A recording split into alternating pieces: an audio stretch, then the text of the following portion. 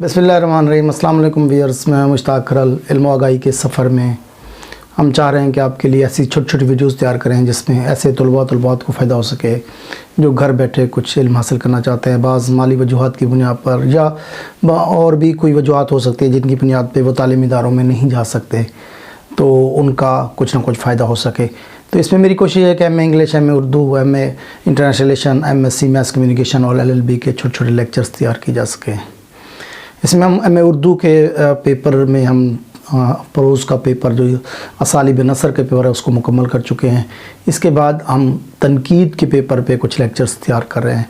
आज की video start करने से पहले आपसे रिक्वेस्ट करेंगे कि आप हमारे चैनल को सब्सक्राइब करें, लाइक करें, दूसरे दोस्तों को इनवाइट करें, ज़्यादा से ज़्यादा पेज पे इस वीडियो को शेयर करें। और अगर आप फेसबुक पे आना चाहते हैं तो मुश्ताक खरल के नाम से आप लोग फेसबुक पे भी मुझे फ़ॉलो कर सकते हैं।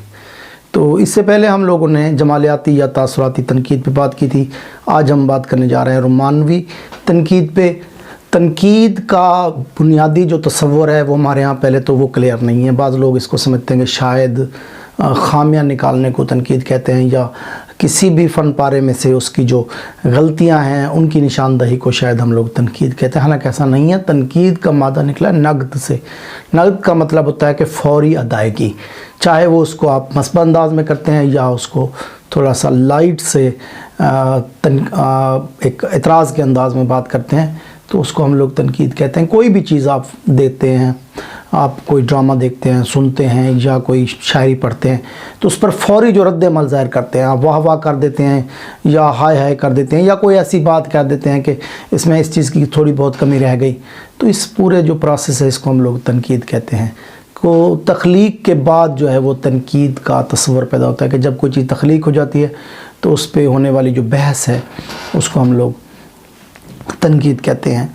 तो जहाँ तक रोमानवी तनकीद का ताल्लुक़ है तो इसमें एक बात ध्यान में रखनी पड़ेगी कि जो हमारे जितनी भी हमारा अदब रोमानियत पर मुश्तमिल है। अब रोमानियत में क्या चीज़ें शामिल हैं?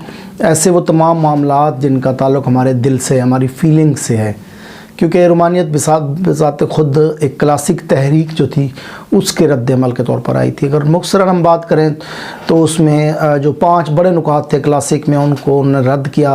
रोमानवी जो अदीब हैं उन लोगों ने, नंबर 1 वो लोग ऑब्जेक्टिविटी के कायल थे, यानी दूसरों की ज़िंदगी में बात करते थे, और रोमानवी लोग अपनी ज़िंदगी में बात करने के कायल थे, अपनी बात किया करते थे। वो शहर की ज़िंदगी के कायल थे क्लासिक, और रोमानियत के लोग जो है वो देहात की ज़िंदगी को फोकस करते थे। उसके बाद सख्त तरीन जो कवायद हैं वो अदब के अंदर या शायरी के अंदर उसके कायल थे क्लासिक। रोमानियत वाले लोगों ने इन चीज़ों की तमाम पाबंदियां ख़त्म कर दी। यहाँ से आज़ाद नज़म का भी आगाज़ होता है और अदब के अंदर वो जो सख्तियाँ हैं वो ख़त्म हो जाती हैं।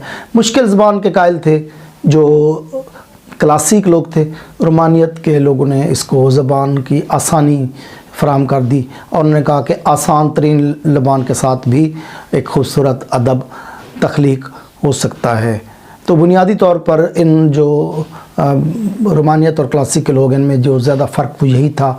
तो क्लासिक जो ऐसी चीज़ की बात करते थे जो जहन से तख्लीक हो, वो फीलिंग्स के हक़ में नहीं थे, क्योंकि फीलिंग्स को शायद वो समझते थे कि ये कोई गुमराह कुन ज़िंदगी का पहलू है या एक बीमार सोच जो है वो अगर उस पर जज्बात का गलबा हो तो हम कह सकते हैं कि किसी बीमार सोच की ये तख्लीक है।